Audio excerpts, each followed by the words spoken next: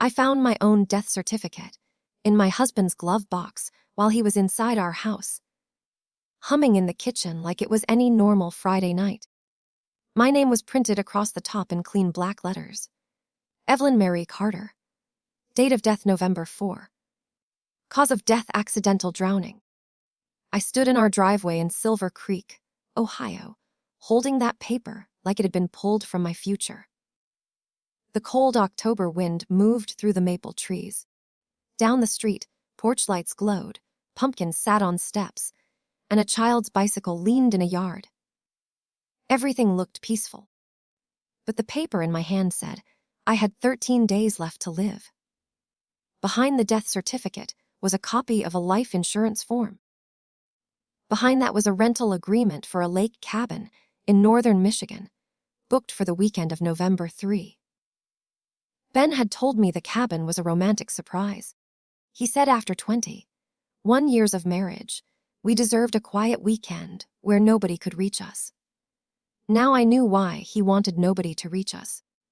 The strangest part was not seeing my name on a death certificate. The strangest part was the date. I folded the papers exactly the way I found them and slid them back into the glove box. Then I closed the car door, walked into my house, and smiled at the man who had scheduled my death. That was the first lie I told him. It would not be the last. Part onani t par fts the end. People in Silver Creek loved my husband. Ben Carter was the kind of man who fixed a neighbor's porch for free, remembered every child's birthday at church, and shook hands like he was running for mayor. He owned Carter Custom Homes, a small construction company with his name painted on 3 white trucks. To the town, Ben was dependable. To me, Ben was home. At least, that was what I believed. We met when I was 23 and working at my father's diner, the Blue Lantern. Ben came in during a snowstorm with drywall dust on his jacket and a smile that made the whole room warmer. He ordered black coffee and apple pie. He left a $5 tip and wrote on a napkin, "Best pie in Ohio." I kept that napkin for years. Funny what we save from people before we know they are going to break us. My father liked Ben right away. My mother did not. She was a quiet woman with sharp eyes. She never called Ben bad. She only said, "A man who smiles at everyone is still choosing who sees his teeth." I laughed then. I stopped laughing years later. By the time I found the death certificate, both my parents were gone. My father had left me the diner, the little house on Maple Street, and a lesson I repeated during every hard year. Keep your name clean. Keep your books cleaner. That lesson saved my life. At 46, I opened the diner before sunrise, poured coffee for factory workers, served meatloaf specials at noon, and closed after dinner. My hands always smelled like soap, onions, and coffee. Gray hair had started showing at my temples, and I stopped dyeing it. Ben told me the gray made me look wise. Marcy, my best friend, told me it made me look brave. Marcy Blake had been my friend since high school. Red hair, perfect nails, quick laugh, and a real estate sign on half the lawns in town. When my mother died, Marcy organized the funeral food. When my father died, she sat on my porch until sunrise. When Ben forgot our anniversary, she told me men got lazy, not wicked. I believed her. That is the danger of betrayal. It does not come wearing a mask. It comes wearing the face you trust most.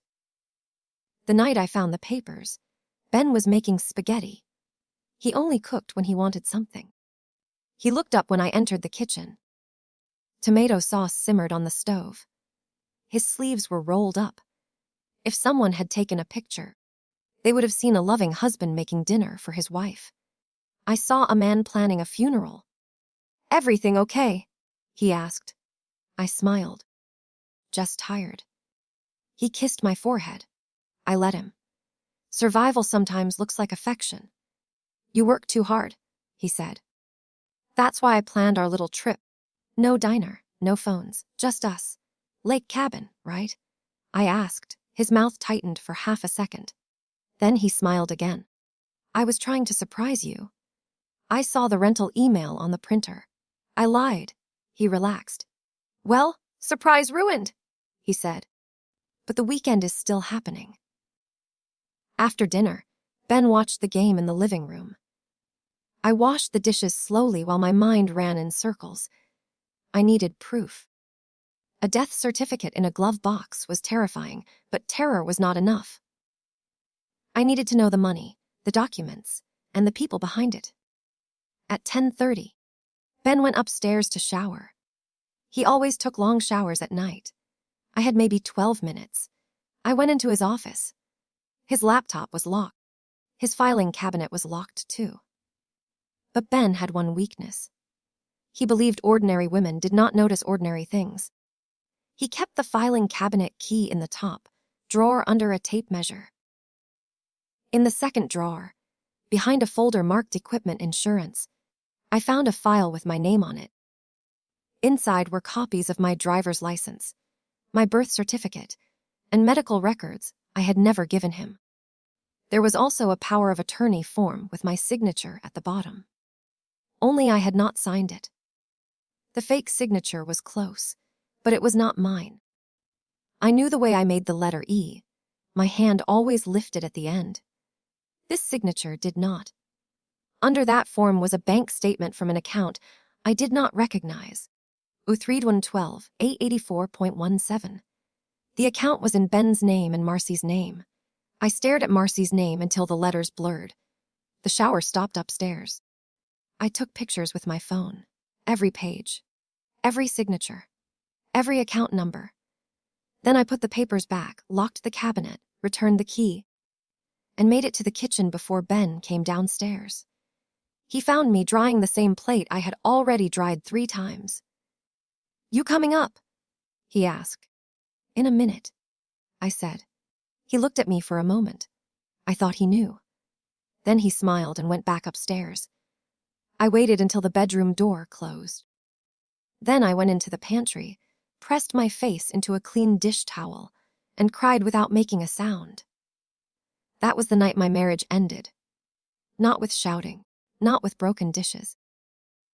It ended with me, crying quietly beside a shelf of canned tomatoes, while the man upstairs dreamed about spending my life insurance money with my best friend. Parti dot moman nt ph togar ph. The next morning I opened the blue lantern at 5, just like always. Routine can save you when fear is trying to swallow you. I turned on the lights. I started the coffee. I unlocked the front door. I wrote the breakfast special on the chalkboard. Pumpkin pancakes. Bacon. 2 eggs. Coffee included. Nobody who came in that morning knew I had slept less than an hour. Nobody knew I had photographs hidden in my phone. Nobody knew that every time the bell over the door rang, I expected Ben to walk in and say he knew what I had done. At 7:15, Marcy came in. She kissed my cheek and sat at the counter like she belonged there, like her name had not been beside my husband's on a secret bank account. Morning. Evie, she said. You look exhausted. Evie. Only my parents and Marcy called me that. Hearing it from her mouth made my stomach twist. Row night, I said. Ben told me about the cabin trip. That sounds romantic. I poured her coffee. He told you. She blinked. A tiny mistake. I think he mentioned he was planning something. I smiled. He's sweet. Very sweet, she said. There was a softness in her voice that did not belong to friendship. I had missed it for months. Maybe years. When you trust people, your mind protects them by explaining away the truth. Late meetings were business. Long phone calls were work. Marcy's hand resting on Ben's arm was just her friendly way. Now every memory rearranged itself. After Marcy left, I called Gloria Vasquez. Gloria had been my father's attorney. She was 72, sharp as a carving knife, and known in 3 counties for making grown men sweat in probate court. Evelyn, she said, to what do I owe the pleasure? I need to see you today, I said. Quietly. How bad? I found a death certificate with my name on it. Gloria did not gasp. She only said, "Come at 2. Do not tell your husband. Bring everything." At 2, I parked behind her office so my car could not be seen from the street. Gloria locked the door after I entered. For 30 minutes, she listened while I told her about the glove box, the cabin, the life insurance, the fake signature, and the bank account with Marcy. When I finished, Gloria removed her glasses. "Do you have somewhere safe to stay?" she asked. "He doesn't know I know." That is not an answer. "I can't leave yet." Her eyes hardened. A man who creates paperwork for your death is not thinking about divorce. He is thinking about disposal. "I know. Then we build a case before he knows you are awake." She made copies of everything and placed them in her safe. Then she asked a question that changed everything. "Have you looked at your father's trust account lately?" My father didn't have a trust account. Gloria's expression changed. "Yes, he did." She turned to her computer and pulled up an archived file. My father had set aside money for me before he died. Enough to pay off the diner mortgage and protect the business. The trustee named on the document was Ben Carter, because my father had trusted him. The account should have held almost $400,000. I had never seen a cent. Gloria printed records, transfers, closures, disbursements. The last transfer went to a company called North Point Holdings. I had never heard of it. Gloria searched the company registration. North Point Holdings was owned by Marcy Blake. I felt something inside me go still. On the drive home, I did not play the radio. I remembered my father's scarred hands placing a plate in front of me after my first heartbreak. "Some people take your kindness because they think it makes you weak," he had said. "Do not let them confuse your softness with permission." By the time I reached Silver Creek, I had made a decision. I was not going to run. I was going to learn everything. That night, after Ben fell asleep, I took his phone from the charger. I knew his password because he used our anniversary. That almost made me laugh. At first, I found nothing. No obvious texts from Marcy. No photos. Ben was careful. Then I checked deleted messages. There were 3. One was from Marcy. It said, "Did you get the certificate printed? Make sure Evelyn does not see the cabin paperwork." The second was from Ben. It said, "She suspects nothing. After the lake, everything is ours." The third was from an unknown number. It said, "Your first wife was easier. Do not get sloppy this time." I sat on the edge of the bed with my husband sleeping inches away, and the room seemed to tilt. First wife. Ben had told me he had been engaged once before we met. He said she left him for a man in Florida. He never said wife. I put the phone back, went downstairs, and searched his full name with the word Michigan. An old newspaper article appeared from 25 years ago. "Local woman dies in night lake accident." Her name was Laura Bennett Carter. She was 31. She drowned at a lake cabin. In the grainy photograph beside the article, she stood next to a younger Ben, smiling the same trusting smile I had worn for 21 years. Per hre follow, tichi munuai, I did not sleep after I found Laura. At 4 in the morning, I sat at the kitchen table with my laptop open, a notebook beside me, and a pot of coffee going cold.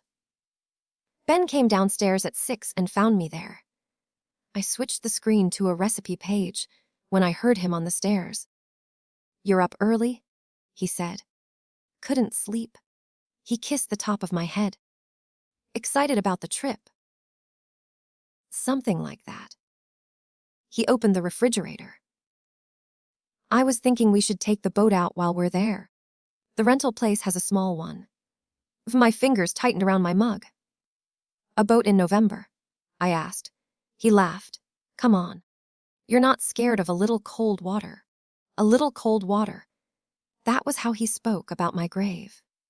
At noon, A man in a gray jacket came into the diner and ordered coffee. He was in his late 50s, with tired eyes and a badge clipped to his belt. Detective Samuel Ruiz. Gloria had sent him. He ate a grilled cheese sandwich, paid in cash, and left a napkin under his plate. On the napkin, he had written 8 p.m. back lot. No phone. At 8. I drove to the diner and found him behind the building in an unmarked car. I climbed into the passenger seat, and for the first time, I said the words out loud. My husband is planning to kill me. Ruiz listened without interruption. When I finished, I gave him a flash drive with the photos. Then I told him about Laura. Can you arrest him? I asked. Not in a way that sticks, Ruiz said. A defense attorney will say fake papers and deleted texts do not prove an attempt. But this is enough for us to start watching. Watching him means letting him keep planning. Yes, he said. And that is dangerous. But if we move too soon, he may walk. He gave me a small recording device, no bigger than a car key. He showed me how to turn it on and told me not to confront Ben. Over the next week, I became 2 women. In the daytime, I was Evelyn Carter, diner owner, wife, friend, ordinary woman. At night, I was an investigator in my own life. I checked bank records. I searched business filings. I photographed papers.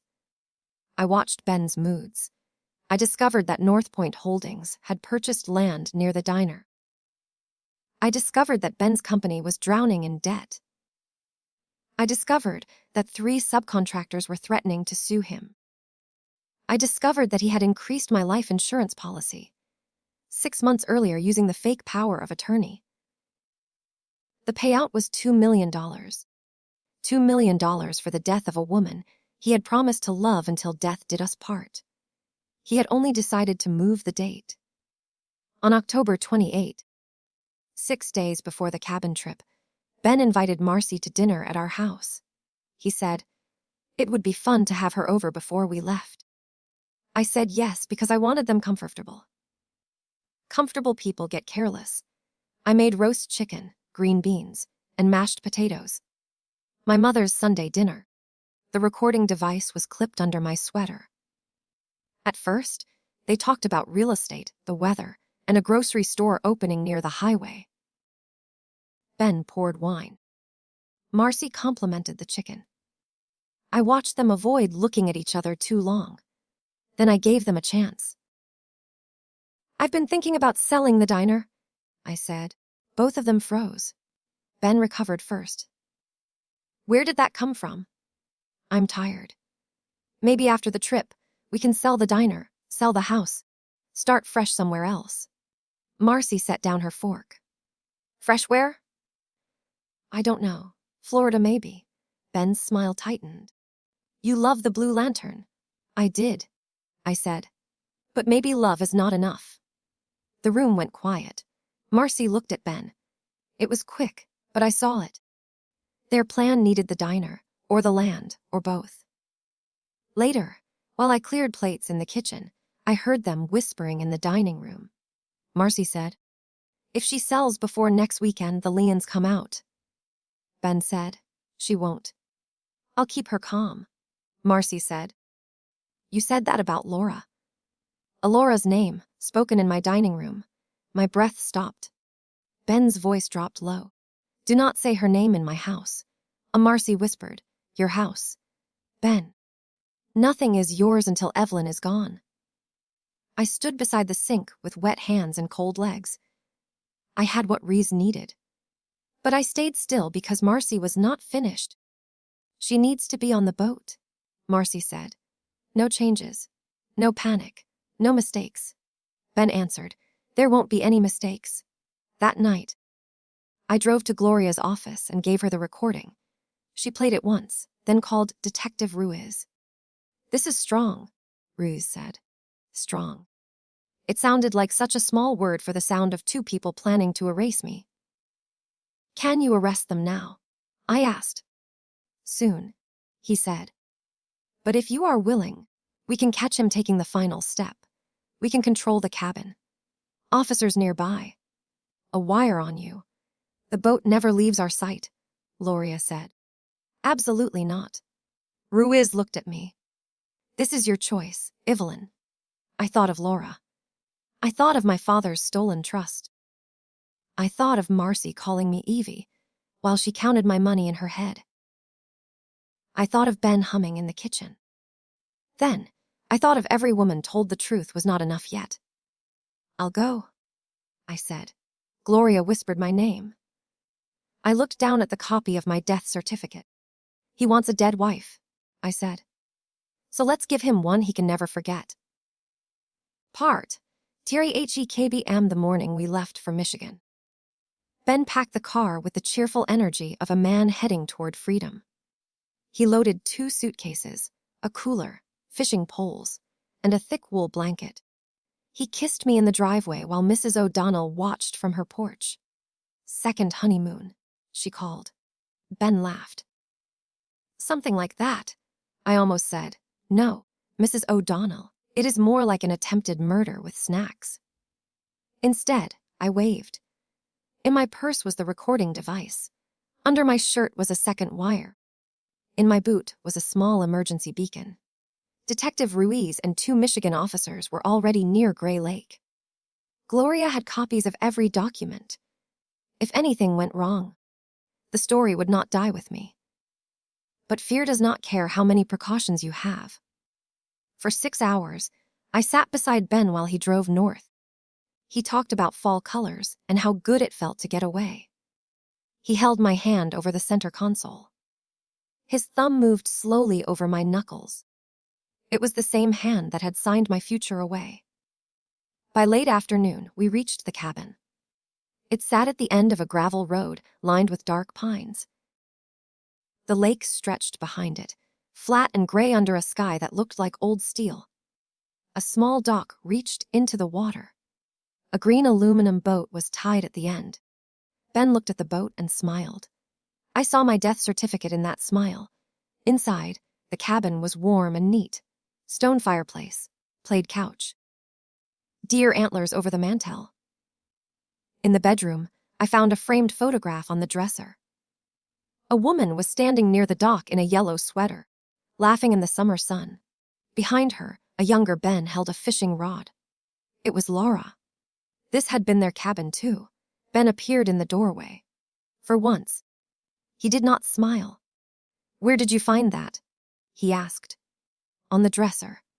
He crossed the room and took it from me. Must be the owner's family. Do you know them? No. The lie was so smooth it almost impressed me. He shoved the frame into a drawer. Come on. Let's not get weird. I brought wine. At 7, he made dinner. Steak potatoes, salad from a bag. He poured wine into 2 glasses. I watched his hand carefully. He turned slightly away from me near the counter. When he handed me the glass, I did not drink. To us, he said. To us, I repeated. He drank from his glass. I touched mine to my lips and set it down. What's wrong? He asked. Headache. I should eat first. A flash of irritation crossed his face.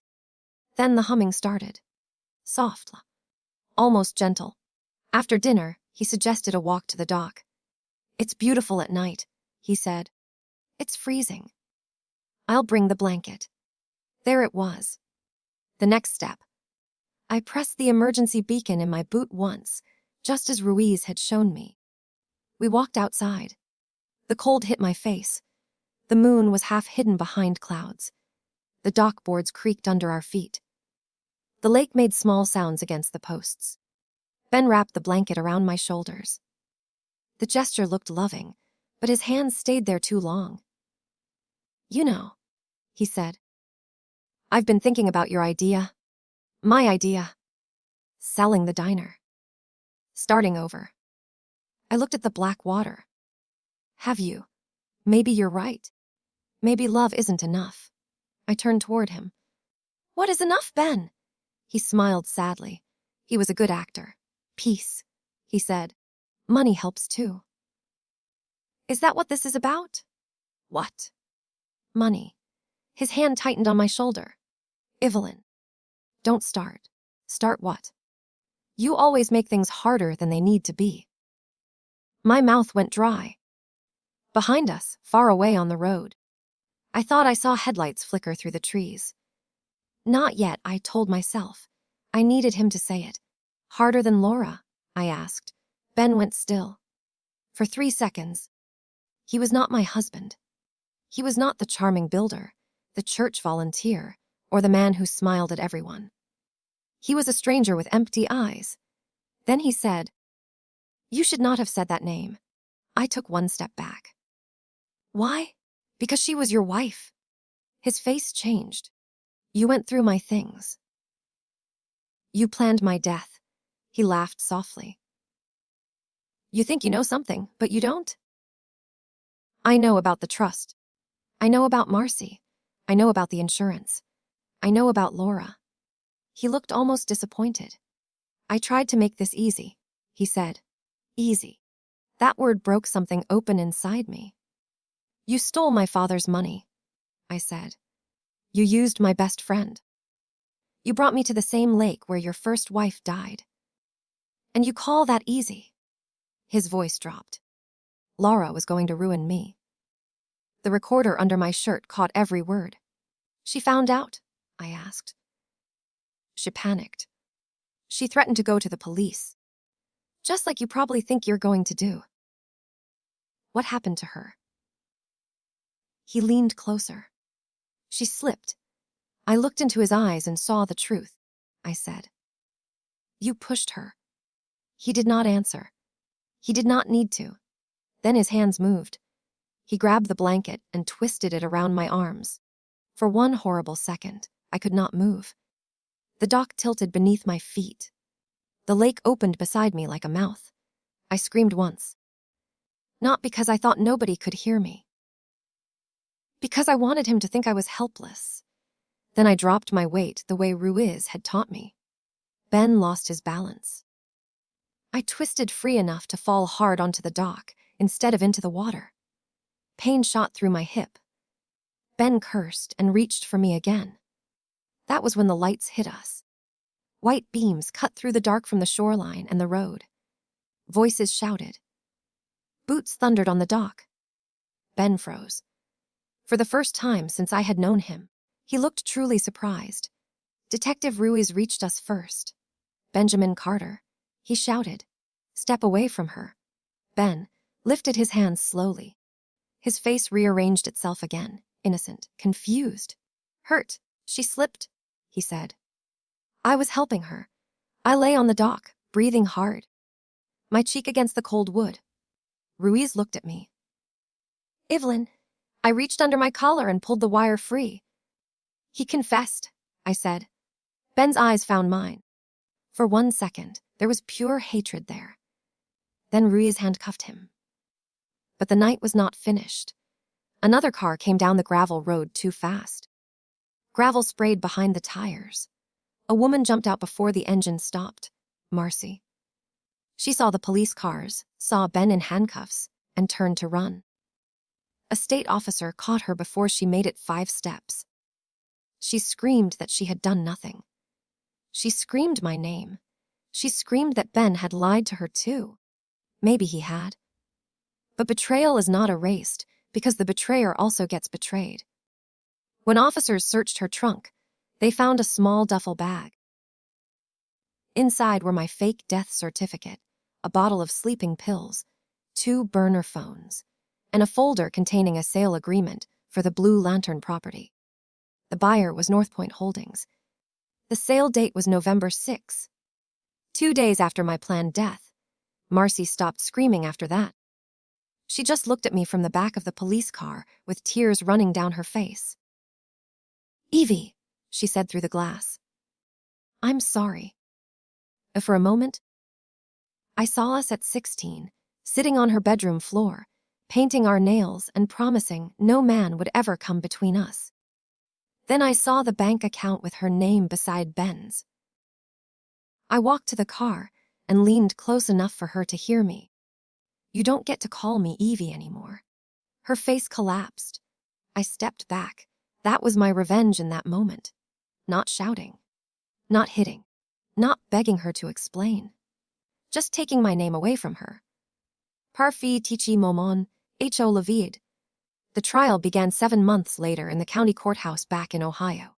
By then, the story had traveled everywhere. Local news, state news, true crime podcasts. People who had never spoken to me before said they always knew something was wrong with Ben. That was not true.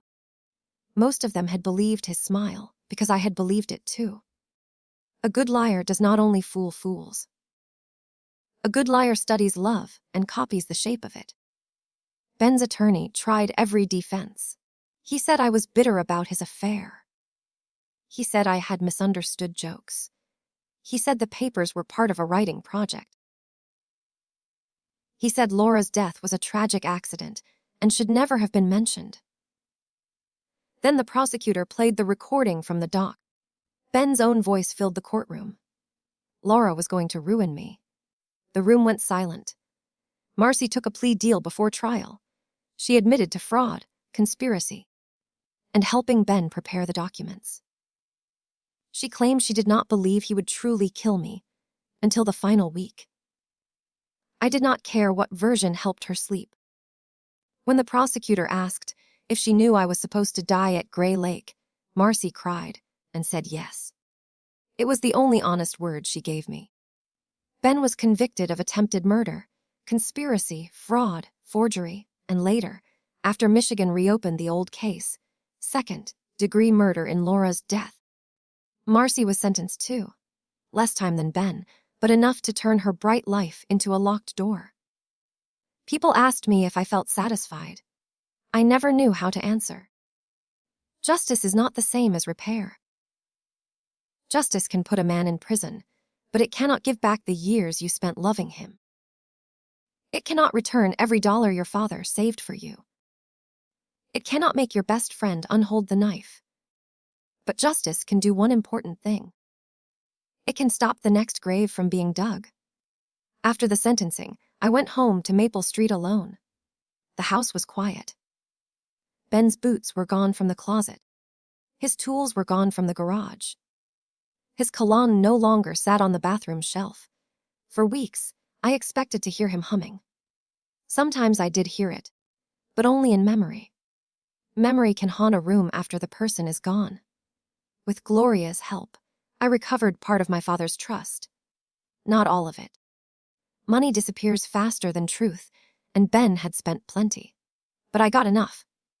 Enough to pay off the Blue Lantern. Enough to repair the roof. Enough to remove Ben's name from every legal page of my life. On the first morning after the diner was truly mine again, I arrived before sunrise. The street was dark.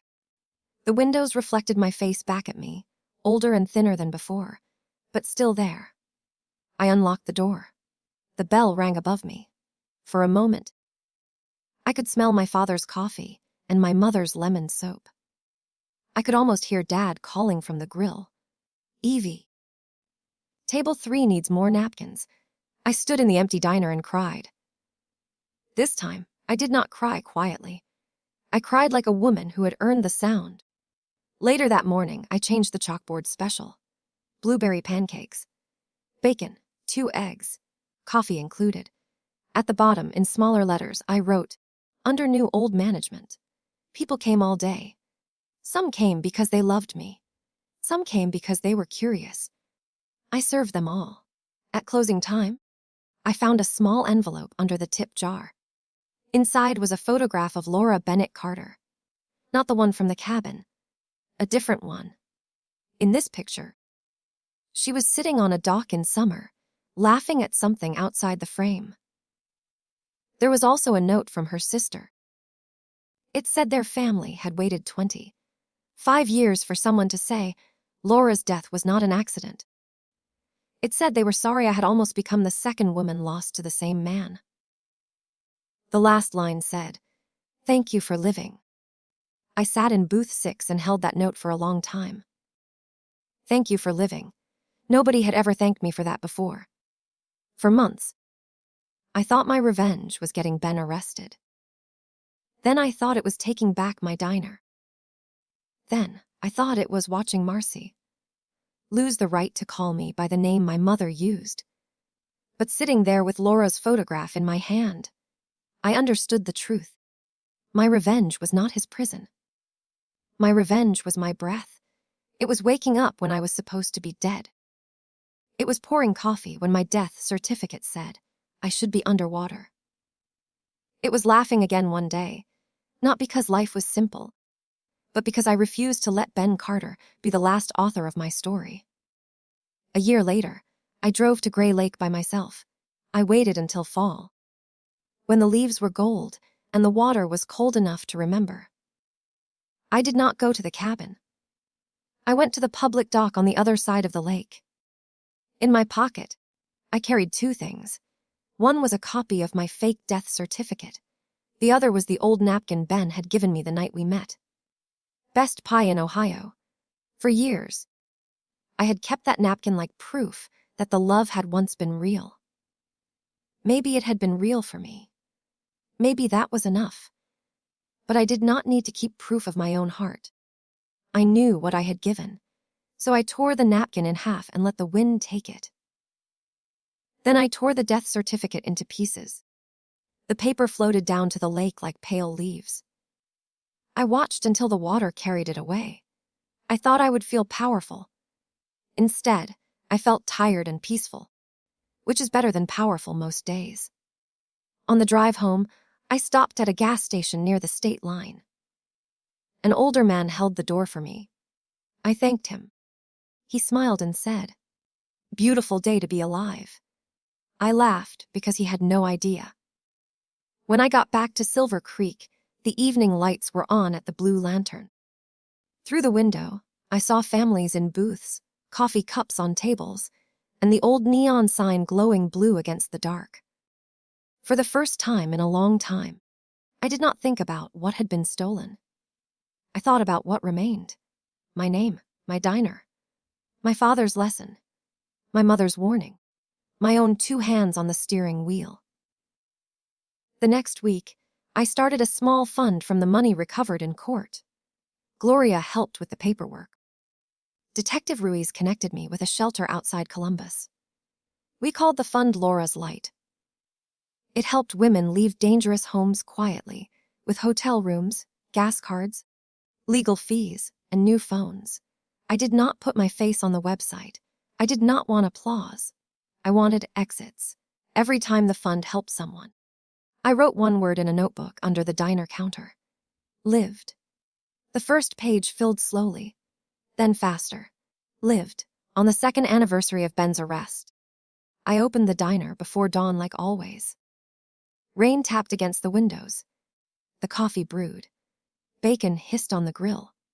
My knees hurt because rain still made them ache, and gray hair had spread farther through my temples. I looked older. I also looked free. At 6, the bell over the door rang, and the first customer came in.